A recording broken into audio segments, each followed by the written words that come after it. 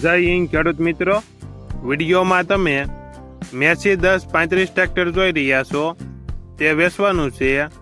વિડીયોમાં તમે ટ્રેક્ટરની કન્ડિશન જોઈ શકો છો. Engine company fitting, gear hydraulic complete, tyre સારા, બેટરી સારી, સીટ છત્રી કમ્પ્લેટ. ટ્રેક્ટરમાં કોઈ પ્રકારનો ફોલ્ટ નથી. વિડીયોમાં તમે કન્ડિશન જોઈ શકો છો.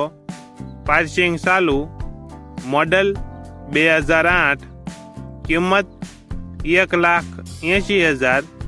કિંમતમાં થોડો ઘણો ફેરફાર કરી આપશે.